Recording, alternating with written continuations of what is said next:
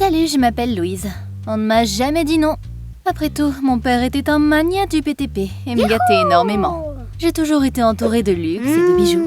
J'avais des vêtements de designer, des jets privés et j'allais à des soirées de célébrités. Je dépensais des sommes ridicules. Mais cette histoire parle de choses que l'argent ne peut acheter. J'avais l'habitude d'avoir tout de suite tout ce que je voulais. Donc, quand j'ai eu 17 ans, j'étais à court d'idées et je ne savais plus sur quoi dépenser la fortune de papa. Est-ce que je commanderais pas une statue d'or de moi-même? Ou une fontaine pleine de diamants? Ou... Louise, la vie n'est pas juste là pour s'amuser. Quand j'avais ton âge... Oh, pas encore ça! Papa était pauvre avant et il adorait parler de comment il s'était enrichi. Tu devrais apprendre à faire quelque chose aussi, ma chérie. Commence pas, papa. Je suis pas faite pour travailler. Il y a quelque temps, l'entreprise de papa avait construit une station de ski de luxe en Suisse. J'y suis allée pendant les vacances d'hiver. Papa n'a pas pu venir, mais il a envoyé 2 gardes du corps pour moi. Ok les chauves, prenez mes valises et on y va. Ciao ciao papa. Quand je suis descendue de l'avion, j'ai laissé tomber mon tout nouvel iPhone dans la neige. Oh mince, il avait l'air tellement bien avec mon sac à main. Papa avait acheté plein d'établissements dans cette ville, donc autant dire qu'elle lui appartenait quoi.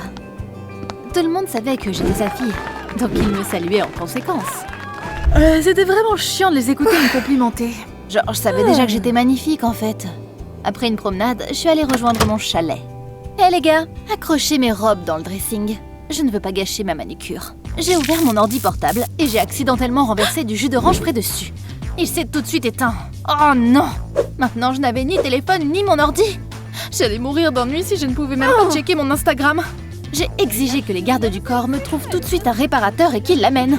Ils ont hoché la tête puis ils sont partis. Qu'est-ce que j'étais censée faire dans ce trou pendant toutes les vacances? C'était tellement chiant.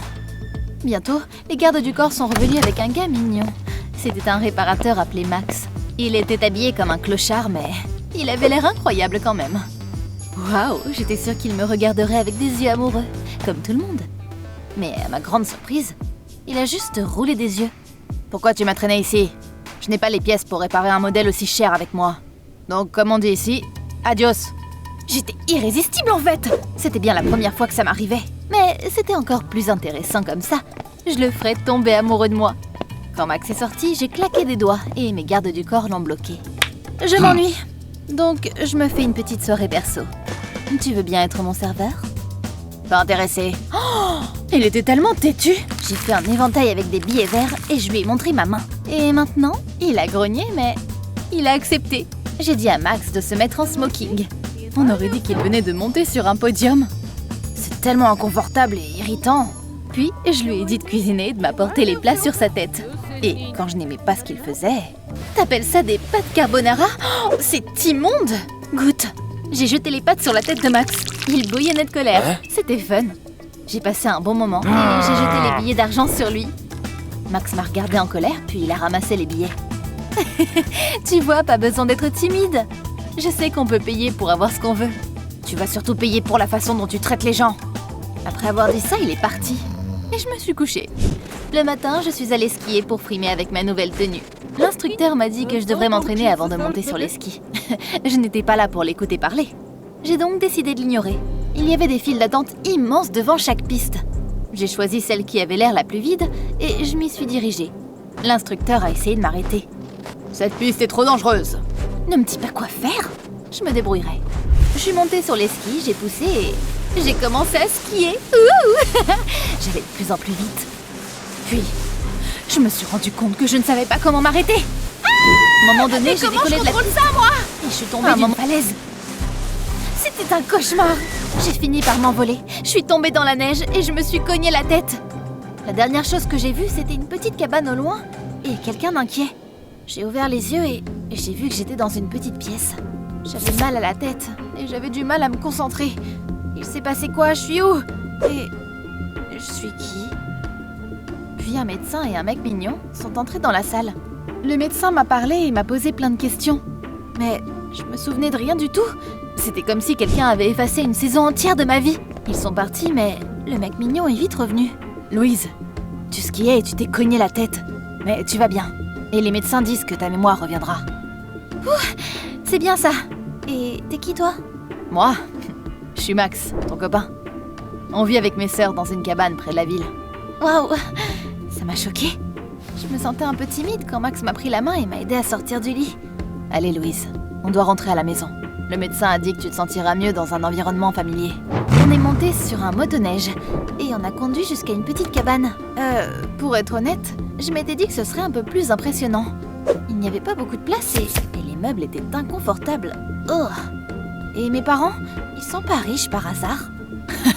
J'adore ton sens de l'humour, ma chérie. Ils vivent au Mexique, tu te souviens? Je gagne de l'argent et je l'envoie à nos familles. Et toi, tu fais le ménage et tu t'occupes de mes sœurs, Adriana et Catalina. À ce moment-là, 2 filles sont sorties et m'ont serré dans leurs bras. « Louise, Serette, t'es enfin rentrée !»« Hé, tes mains sont couvertes de peinture, ne salis pas mes vêtements !» Les filles se sont regardées, puis Max a dit qu'il devait aller au travail et que je devais faire mes corvées. Il m'a embrassée sur la joue et est parti. J'ai senti que j'ai rougi. J'étais clairement amoureuse de lui, oui. Comme je me souvenais de rien, j'ai demandé à Adriana et Catalina de me dire ce que j'avais l'habitude de faire à la maison. Oh, mon Dieu! La liste était tellement longue! Tue-moi s'il vous plaît. D'abord, j'ai dû couper du bois et allumer un feu dans la cheminée. J'arrivais à peine à soulever la hache. J'étais pas Wonder Woman, ok? T'es tellement maladroite et faible. Puis j'ai appris que c'était vraiment compliqué d'allumer un feu. T'es couverte de suie. Ah ouais, viens ici que je te fasse un câlin. Tu ne m'attraperas pas. Puis j'ai fait la lessive et nettoyé. Pourquoi je m'étais fait une manucure en fait? Je pouvais même pas essorer un chiffon avec des ongles aussi longs. Merde, j'ai cassé un autre ongle. Puis on a tous eu très faim. J'ai voulu commander une pizza, mais apparemment on n'avait même pas d'argent pour ça.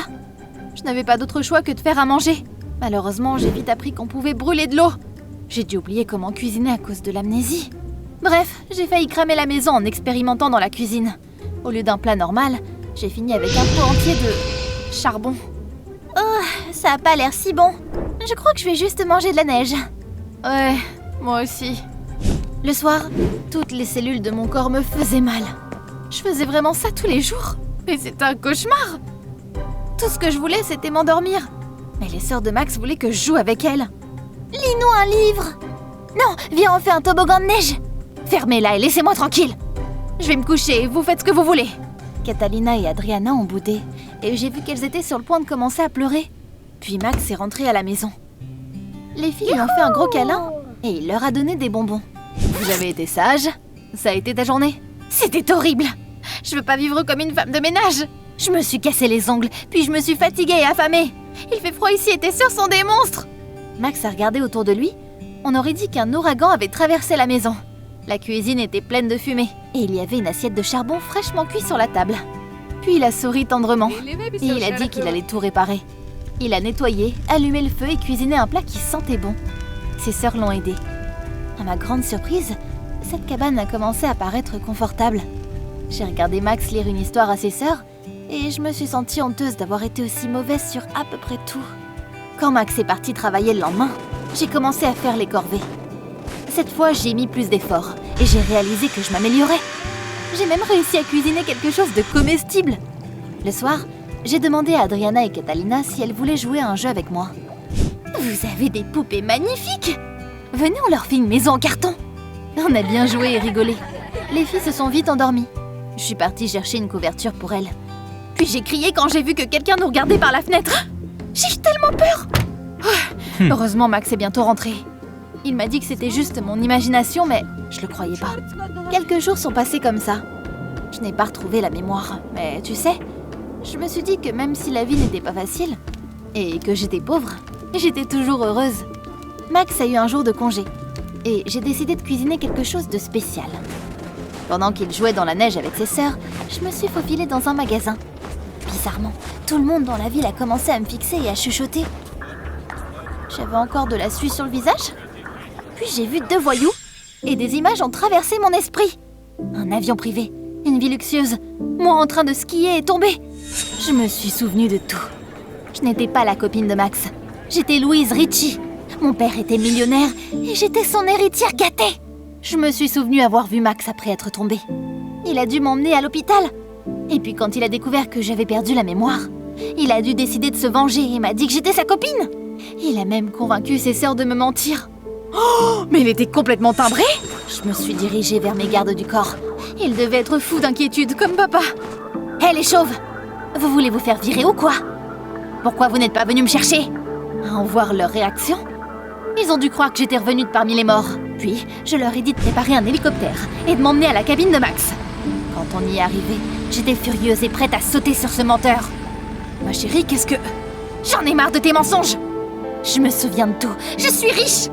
Oh, eh bien, j'espère que t'as appris ta leçon et que t'as compris que tu ne devrais pas traiter les gens comme tu le fais. T'es fou, quoi? Je retourne à ma vie parfaite. Et toi, tu peux rester dans ta cabane de clochard. Comment t'as pu utiliser tes sœurs comme ça, espèce de psychopathe malade? Il fallait bien que quelqu'un te donne une leçon. Tu devrais être reconnaissante que j'ai pas appelé la police. Après ça, je suis montée dans l'hélicoptère et je suis retournée à mon chalet. Je suis retournée profiter de ma fortune. J'ai même eu des cornes à cause de ce crétin. Oh, je voulais me faire une manucure. Mais je me suis figée parce que je me suis souvenue de quelque chose d'autre. Quelqu'un m'avait vraiment observée dans la cabane. Mes gardes du corps savaient où j'étais pendant tout ce temps, mais ils n'avaient même pas essayé d'aider. Les traîtres! Comment ils ont pu me faire ça? Je dirai tout à papa, et il va vous virer. Vous ne retrouverez jamais un autre travail. Le lendemain, on est rentré à la maison. Je suis tout de suite allée dans le bureau de papa, et je lui ai tout raconté. Bien sûr, j'ai balancé les gardes du corps. Au lieu de s'occuper de moi, ils ont juste profité. Papa a froncé les sourcils, et les gorilles ont baissé les yeux. En fait, ma chérie, j'étais au courant de tout aussi. Quoi? Je me suis sentie trahie. Apparemment, quand Max m'avait retrouvée, il avait contacté mes gardes du corps et mon père. Il a aussi profité de cette occasion pour dire à mon père comment je l'avais traité. Quand papa et Max ont découvert que j'allais bien, mais que j'avais une amnésie, ils ont réfléchi à comment me donner une leçon et de me montrer ce que c'était que d'avoir une vie ordinaire et de travailler. J'ai dit à tes gardes du corps de garder un œil sur toi pour s'assurer que tu allais bien. Ils me racontaient tout. Tu n'aimais pas être indépendante. Avoue juste que tu avais tort. Et que tu as maltraité ce garçon. Ces mots ont fait bouillir mon sang. Comment il a osé faire ça à sa propre fille? J'ai dit que je parlerais plus jamais à papa. Et je suis sortie de son bureau. Au début, j'étais contente que la vie soit redevenue normale. Je dépensais la fortune de papa en bijoux et vêtements, mais... pour une raison quelconque, je n'étais plus heureuse. Les diamants brillaient, mais ils ne pouvaient pas me garder au chaud. Puis je me suis ennuyée. Et j'ai décidé de faire quelque chose. La bonne a failli s'évanouir quand j'ai dit que je voulais nettoyer ma chambre moi-même. Après ça, j'ai eu faim. Je suis pas allée au restaurant, mais j'ai trouvé un tuto de cuisine. Et j'ai fait des biscuits au gingembre. Ils étaient délicieux. Je les ai donnés aux femmes de chambre et aux gardes du corps qui, en fait, étaient très gentils. Puis, je me suis dit que ce serait génial de faire quelque chose de mes propres mains. Et je me suis souvenu à quel point j'adorais construire une maison de poupée avec Adriana et Catalina. Pour être honnête, elle me manquait vraiment. Quant à Max, j'arrêtais pas de penser à lui. Il était originaire du Mexique. Et il était juste venu en Suisse pour gagner de l'argent pour sa mère malade. C'est pourquoi il ne m'a pas dit d'aller me faire voir quand on s'est rencontrés pour la première fois. J'ai compris que j'avais été méchante et que je méritais vraiment qu'on me donne une leçon. Il fallait que je me reprenne en main. Papa, on peut parler? Entre, ma chérie. Tu sais, j'ai beaucoup réfléchi. T'avais raison, j'étais pourri gâtée. Je n'apprécie pas les gens à leur juste valeur et je ne savais pas comment faire quoi que ce soit. Papa était tellement ému qu'il a accepté de me laisser partir en Suisse pour parler à Max. Je vais préparer l'avion. Je suis partie rejoindre la cabane aussi vite que j'ai pu. Je savais même pas ce que j'allais dire. Je voulais juste voir Max et les filles, mais quand je suis arrivée, j'ai vu que la cabane était vide. Ils avaient déménagé. Je suis allée en ville et j'ai demandé où ils étaient partis. Leurs voisins ont confirmé que Max et ses sœurs avaient déménagé. Oh non! Et s'ils avaient décidé de rentrer au Mexique? Je les retrouverai jamais. Après tout, je connaissais même pas le numéro de Max, ni son nom de famille. J'ai passé plusieurs heures à essayer de le trouver, en vain. Puis je suis retournée à l'avion. Malheureuse. Ça m'apprendra. Je suis rentrée à la maison. Je me sentais horrible. Trouver un amour pareil était rare et je l'avais gaspillé. Quand je suis entrée dans le bureau de papa, j'ai cru que je rêvais au début. C'était impossible. Assis à côté de papa, il y avait Max. Mes genoux se sont pliés et j'ai failli tomber. Mais Max m'a attrapée. Qu'est-ce que tu fais là? Apparemment, je n'étais pas la seule à regretter la façon dont ça s'était terminé. Max a avoué qu'il avait réalisé à quel point il se souciait de moi après mon départ. Ses sœurs n'ont pas arrêté de lui dire de me ramener. C'était pas bien compliqué de retrouver l'adresse d'une riche héritière. Donc pendant que je les recherchais en Suisse, ils sont venus chez moi.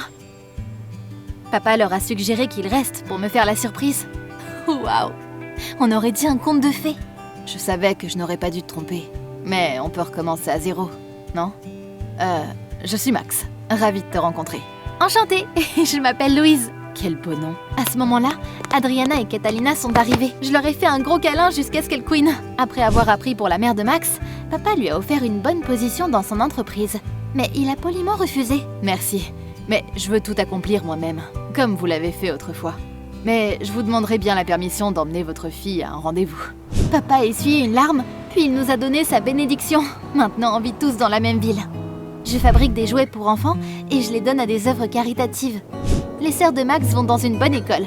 Et Max se construit une carrière. On va très bien. J'ai réalisé que l'argent n'achetait pas le bonheur. Dis-moi, c'est quoi la chose la plus magique qui te soit arrivée cette année ?